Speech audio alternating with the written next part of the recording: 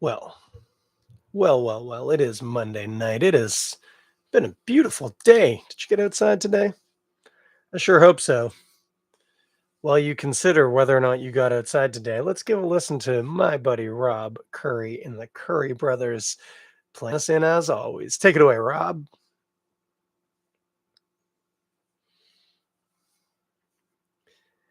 Yes, indeed. As always, Link, Ray, Gun, the theme of the show, available on the EP. We are the Curry Brothers. The link is in the description. Hey, I'm just looking at the waveforms that my voice is making on this here DAW, as it's known, a digital audio workstation, and they look much better than they did last week. But you know what? Sound turned out okay anyway. But we got the gain turned up. And if you know what that means, you know a thing or two about audio. Anyhow, we are here. It is Monday night. I just want to get right into it. I'm not going to fill you in on anything. Told you it was a beautiful day. And if you didn't already know that, that means you didn't go outside and appreciate it yourself. It's not too late. Take the dog for a walk, just go for a walk on your own. Sky was clear. I could see Orion overhead as I came home. That was nice. Anyway, here we go. We're getting into this one. This, by the way, I haven't shown it to you yet, but if you're watching the video, you can see that is Tenacious Vexation Dark Lager from my friends and yours over at Rorschach Brewing, conveniently located on my way home from physio. To be fair, conveniently located more or less on my way home from work too. But that's also why I go to that physio. Actually, that's why I started to. I continue going to see her because she's fantastic at what she does, and we are really having a go at this bad knee of mine. Uh, yeah, no, if I remember to discuss that later, I'll fill you in. I don't have a bad knee. I have a knee that has an injury. It's going to get better. We're going to make this knee better. I'm not an old man. Old men get bad knees. I just have an injury. Anyway, let's pour this. Oh, Tenacious Vexation. Look at the color of that. The stream coming out of the can is like the color of Coke or like a coffee. There's the old refrigerator right on cue. And my phone is telling me that the charging cable has been jostled. Come on, charging cable. Come on, baby. Uh-oh. Well.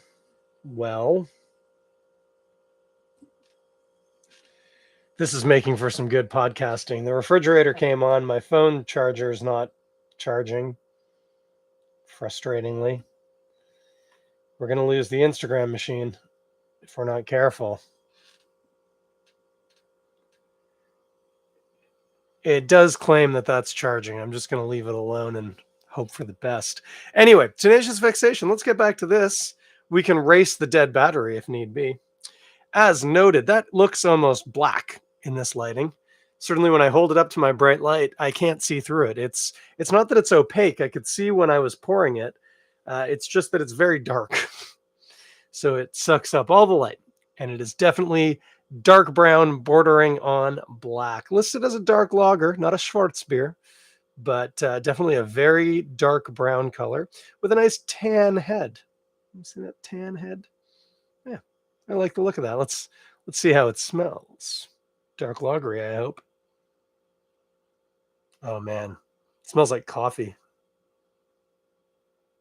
Yeah, like fresh roasted coffee and some chocolate. And what is that? There's a round fruity quality. It's almost a touch of something melony in the coffee, if that makes sense. It's as if there's an aroma in the coffee profile that's sort of cantaloupe almost. Definitely some chocolate. There's a woody quality to it. Mm. Maybe some brown sugar. So like molassesy, but not quite like irony, not like that part of the molasses.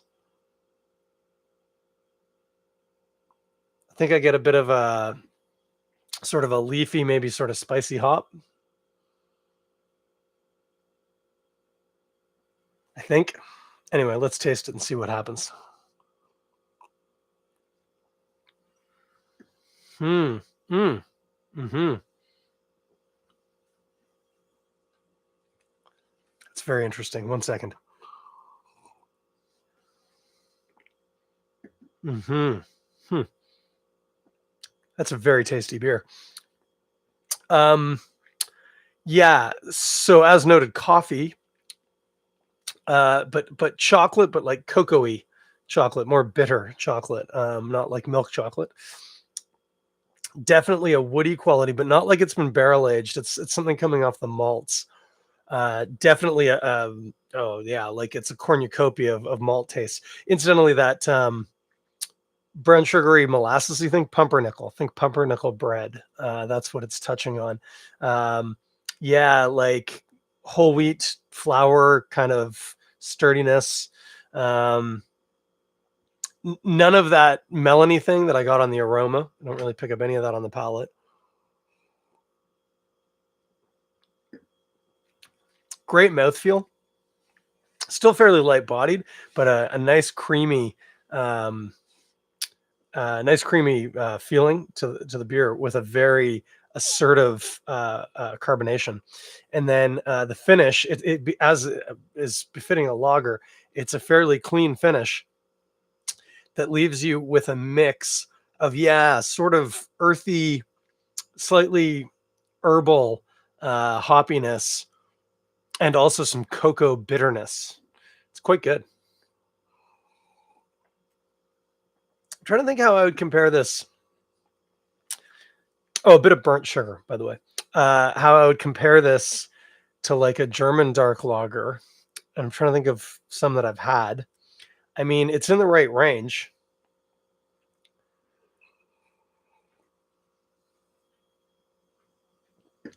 It's maybe a little more assertively bitter on the finish. Um, the malts are all but gone by the finish. Nice, sweet, again, pumpernickel bread, whole wheat loaf, chocolate and coffee. That's all coming off of the malts. And I suppose you could argue that that cocoa bitterness at the finish is coming off the malt too. But a lot of those richer, sweeter notes, they're not present so much on the finish. It's quite as I say, assertively snappy and bitter, which is great. I think it's delightful. It makes it what the insufferable beer folk would say, a very Moorish beer, which means you want more of it. Still, such a it's one of those British terms that I think is actually really stupid. It's just so on the nose. I thought it had something to do with the Moors, but no, it's Moreish, Moorish. Dumb. Anyway, it does. It's a beer that you could get through a lot of, I assure you. But with this very interesting, complex, particularly malt profile, and to a lesser extent hop. Um, so yeah, you're not just crushing it. There's plenty to get into here, but you don't have to. Uh, you don't have to write an essay about it. You'd be fine just crushing a few, but you'd be entertained the whole time. I'm feeling very entertained right now. I'm starting to think about what you might like to eat with this, and it is an interesting question. Um, you might have a tendency to think about something in the dessert range because of the chocolatey coffee-ness, but again, because of that quite snappy, bitter, hoppy thing going on. I'm not saying don't. I'm just not thinking that that's necessarily the best venue for that. This, as I often counsel people with porters and stouts, this is actually going to be a very good barbecue beer. It isn't itself smoky. There's a little bit of burnt sugar to it, and then obviously coffee and cocoa are into that realm, but they're not themselves smoky. But all those things are going to work really well with a good traditional barbecue. You could get some brisket actually. Beef especially might work really well here, and potentially something where you're not necessarily using a lot of sauce. Um, Sauce would be fine if you're having, like ribs and a nice Kansas City style sauce on it. Nothing wrong with that. But that sauce is going to be quite sweet with some tartness, which would be interesting because that isn't necessarily flavors that you're going to find in the beer. But neither is it necessarily kind of playing ball. It's those are juxtapositional to, I think, possibly create a word. Uh, Again, not a problem, but yeah, if you're gonna do this, like beef brisket with this, if that's the kind of thing you get down to, I think you would be you could do a lot worse. You could do a lot worse. If you don't eat meat like myself, honestly, this would be a really good burger beer. Like if I'm doing a veggie burger, for many of the same reasons, which is you're going to get some caramelization on the outside of that patty. The patty itself, they do a pretty good job now of making them quite fatty. It tends to be coconut oil, which is great, nice, dense, similar to animal fat. Um, but yeah, that could work really well. And again, I like a lot of sauce on my burger, but if you were thoughtful and pick the right sauce, it'd be all right. I say it would be all right. Cheeses is an interesting one here. Mm, something where the milk fat's getting into the caramelly territory. So there's like some cheddars or some like even like a Gouda or Gouda if you prefer.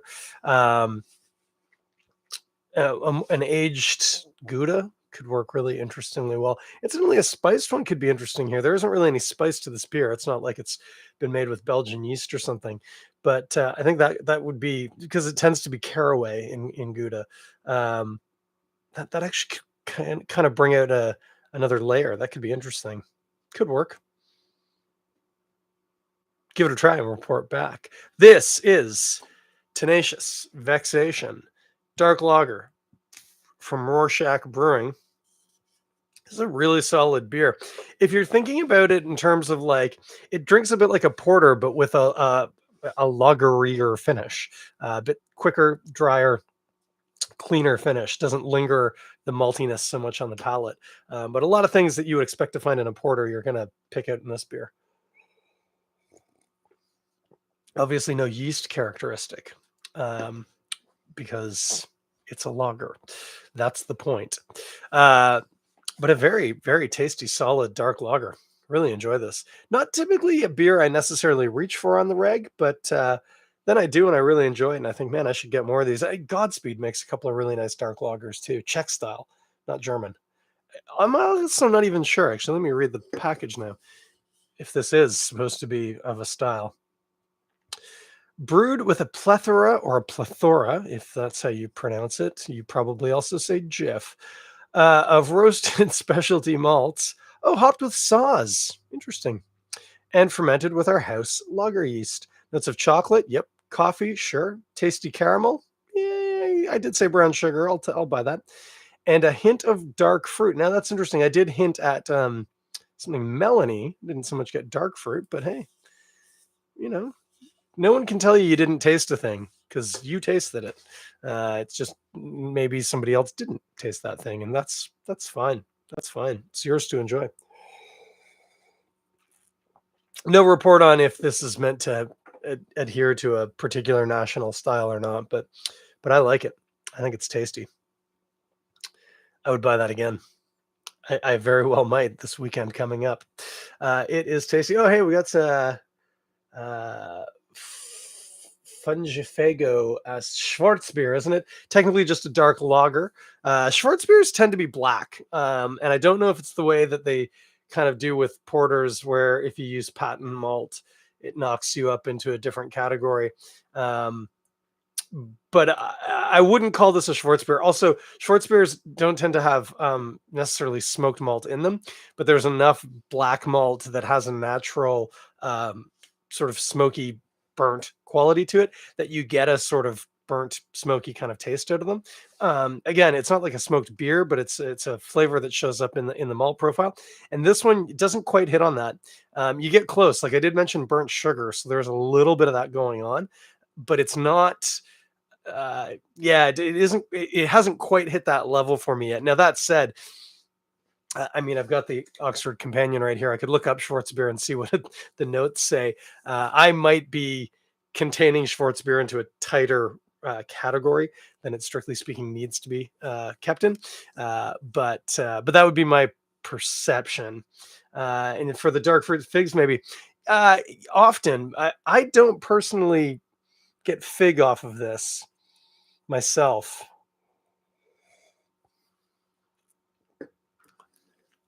Yeah, it's interesting on the nose. I gave it a little sniff there before that sip. I'm not sure if it's just the taste is now in my mouth, and so I've got a little bit more processing power committed to it, or what. I'd originally said something melony. Almost think, and then figs have kind of gotten in my head. I could maybe buy like dried fig or dried dates.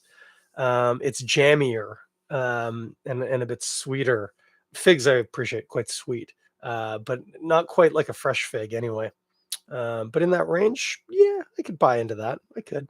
Anyway, super tasty beer. Tenacious Vexation. Highly recommend. I like this. Uh, yeah, really notable just as I'm sitting here, like a lingering bitterness. And it's funny because I've been drinking so much beer with Saaz hops in it because of all the Godspeed stuff recently. My initial thought was that it smelled kind of saucy, and I thought, oh no, I'm clearly I've programmed myself now to only taste Saaz hops, but it turns out that's exactly what's in here. So that's a nice touch. And actually, incidentally, having said that, not that Germans aren't allowed to use Saaz hops, but they would tend to use Hallertau or something German. The fact that this has Saaz hops in it does make me wonder if perhaps it is meant to be a little bit more in that Czech style, like the Tamavi Lasik from Godspeed, etc. Who knows? It is tasty though. I like it. Uh, oh, okay. There's this person they're saying they often call dark lager Schwarzbiers. Good to know it's not necessarily that. Schwarzbier in German literally means black beer. Schwarz is the German word for black. So Schwarzbiers are dark lagers, but not all dark lagers are Schwarzbiers. It's one of those. And again, I'm saying this from memory. I what I've just said is definitely true, but the range of space that Schwarzbier occupies could be wider than I'm giving it credit for. Because I always think in terms of specific beers, and because we don't have access to a lot of Schwarzbiers in Ontario, you kind of go, "Oh yeah, I know what a Schwarzbier is. It's like this beer, or that beer, or that beer." It's like also it can be this beer that you've never had before that's kind of different, and that would just be a limitation of geography. A German who spends time in places in Germany where Schwarzbier is more prevalent might have a wider understanding of it than I do. I can accept that.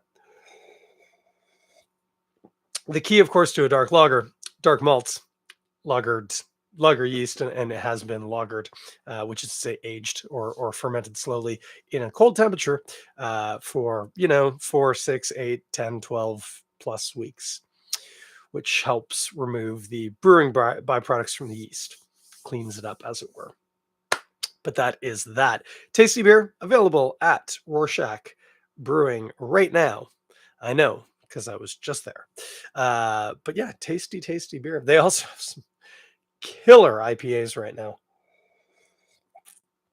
I got a glass on the go. I had to put in the fridge in the kitchen to come and do this. It has Nelson Sauvin hops, and I can't remember the last time I had a Nelson based beer. And then there's another one that I'm going to have. Oh, I had one with dinner that was a pale ale. I can't remember even all the details, but it was called like Cloud Break or something. It was very tasty. And then the other one that we'll see. Maybe I'm going to get to tonight. Might have to wait till the weekend. It was an oat IPA that's got some lactose in it, so it's going to be a hazy sweet boy. Oh, I really hope I get to that tonight. I'm excited by that one. But we will have to see. We will have to see. I'm going to have a sip and then we're going to talk about rugby. If you don't want to talk about rugby, now's your time to step away. So, did you watch the Six Nations this past weekend, friends? Because let me tell you, I sure did. Actually, that's not entirely true. I only watched one of the 3 games. I did then watch the highlights from the other 2 games. The one that I watched was the best one, which was to say I watched Ireland and France, and Ireland just looked like they were playing a different sport. They're unstoppable right now. I There's nobody in the tournament that I think can hold a candle to them. And in the world, I mean, they are literally the best team in the world right now, and they look like it. They look like they could dismantle New Zealand. And it would be an interesting question with South Africa. South Africa plays a very physical, um, very attritional game of rugby. Ireland can, and certainly, like, if Tag Furlong gets healthy and comes back, he can scrum and maul to the cowsheds and back. But at the moment, he is out.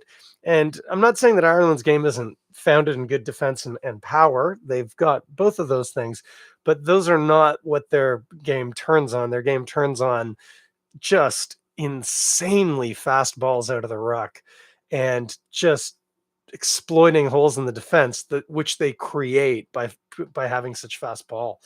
Um, and then on top of that, their accuracy and their confidence is, because they're playing so well, just next level. They get in year 22 and you can see it in their mind. They're like, we're scoring here. We are scoring. This past weekend, they averaged 4 points per entry into the 22, which is a bit of a nausy kind of stat. But to convert that, if you're thinking in terms of ice hockey, that would be like saying, so a converted try is worth 7 points. So that's like half of that. We'll call it half for easy math.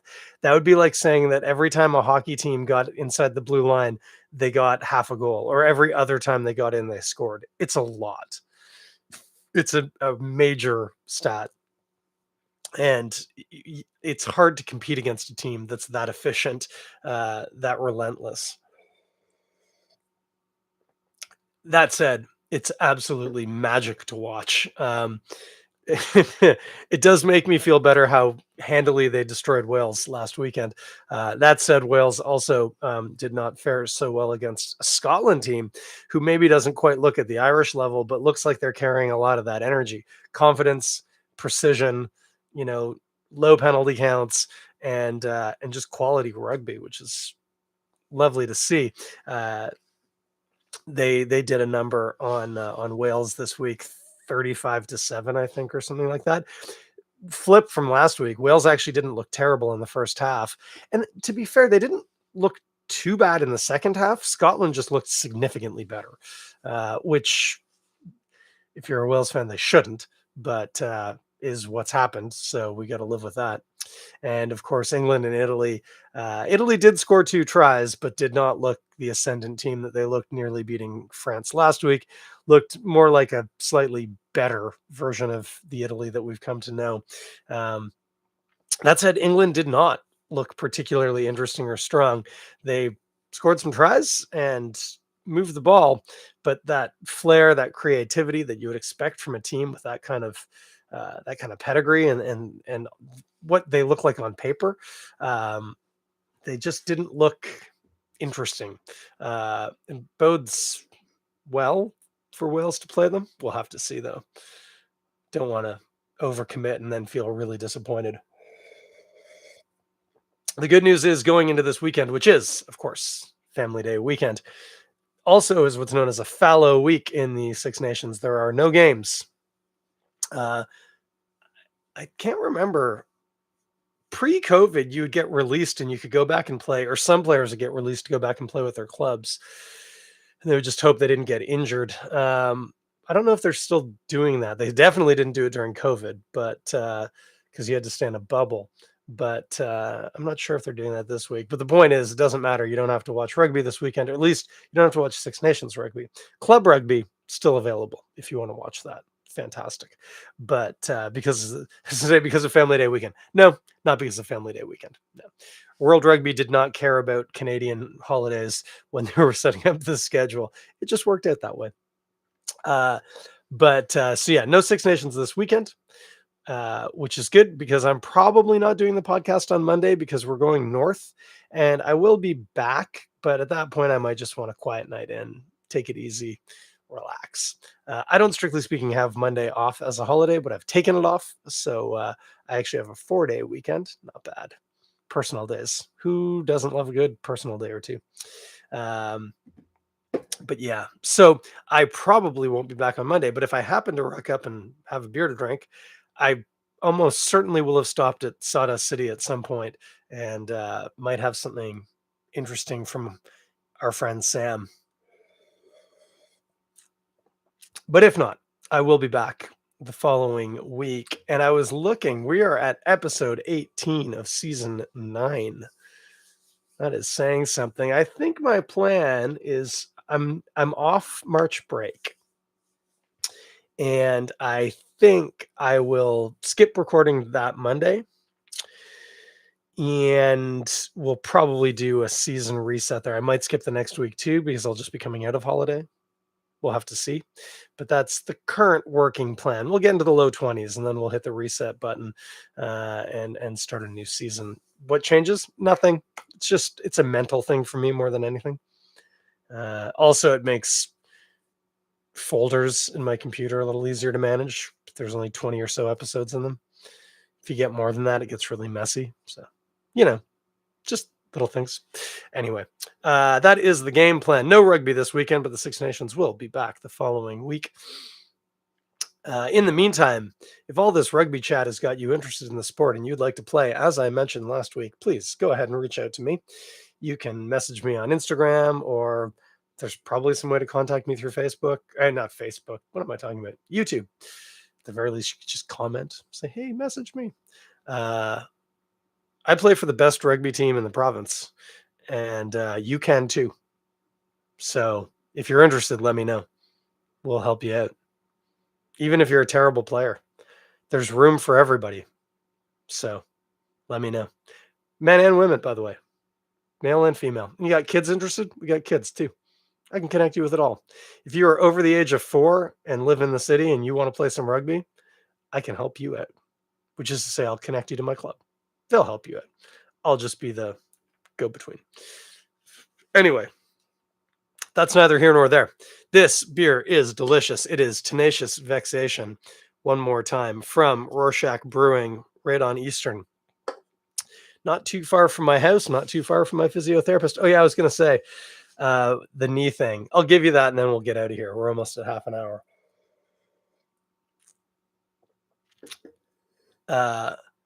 I'd said she was fixing my bad knee, and then I corrected that and said, no, she's fixing my injured knee. I am 42 years old. I'll be 43 in October. I currently have an injured knee that I injured last summer, like in July, I think. At the time, and since then, I've been professing that it was a grade 1 MCL tear. We're starting to wonder if maybe it was a bit more. At the time, I didn't get any scanning done because it didn't seem that bad. Actually, I had a physio and a chiropractor both tested. And by a physio, I mean my physio, who I see regularly. Both tested it and agreed at the time, yep, there's a tear. It seems to be a grade 1. There's no knocking. There's nothing concerning. We'll just rehab it and work from there. But it has been problematic for a few months with some range of motion issues, some stiffness issues, some aches, etc. And for a lot of guys who are 42, that might be the point when they go, well, that's a bad knee. It's not going to get better. I'm not going to try and make it better. And it's just, I've got a bad knee now. It doesn't, I can still run. I still work. I'm fine. I ride my bike. Um, I have a little bit of trouble crossing my legs, but that's about it. There's a stretch that I struggle with on my left side because of that range of motion. But other than that, it's pretty innocuous. But that's also not good enough. I am refusing to have a bad knee. What I have is an injured knee. And with concerted effort, which is requiring a not insignificant amount of work on my part and a major amount of work on my physiotherapist's part, including a lot of acupuncture and a lot of soft tissue work, we are fighting through. We identified some problems that were preventing it from healing properly, and we fixed those. And in doing that, we've discovered some others, and it feels a little bit like a game of whack-a-mole, but eventually we'll have whacked all the moles, and the knee itself will get better, and it will not be a bad knee, at least not yet. It might become a bad knee. I might do something else to it that will make it a bad knee. But at the moment, I'm not ready to concede to having a bad knee. It's just not my style. So we are working hard. And if you need a physiotherapist, my friend Katie Hawk at One Academy, actually, she has a practice on the Danforth too. Much easier to get her there, I'm told. But that's not where I see her. Is just a wonder. She is kind and considerate and incredibly well trained and professional, and has been doing a lot of good work on well, a lot of my lower body. Two broken ankles, torn MCL, ongoing leg-based problems, and yeah, I would have fallen apart a long time ago if it wasn't for her. So, couldn't recommend her more highly. If this podcast had a sponsor, it would be Katie. Katie, who gets me home from work on Monday by fixing me en route and gets me safe into this chair with admittedly pretty decent range of motion in my injured knee right now. I want to say bad. It's not bad, just injured. Anyway, that's all we got there. Hey, speaking of people that I like that have done amazing stuff for me, why don't you give a listen to this song? It is the theme. It is Link Ray Gunn off of We Are the Currie Brothers from Rob Currie. And I'm assuming his brother or brothers. Maybe there's more than two. I don't know. I've only ever talked to Rob, but it is a banger. Every track on this record is a banger, and you can get it on the link in the description of this podcast. And I would highly suggest that you do. I will be back in 2 weeks, or maybe one, but probably two. And I will talk at you then. Until then, you have a good night. Don't know why I went into Yoda mode there for a second. Take care of each other. Be safe. Drink some good beer, and we'll chat at you in a little while.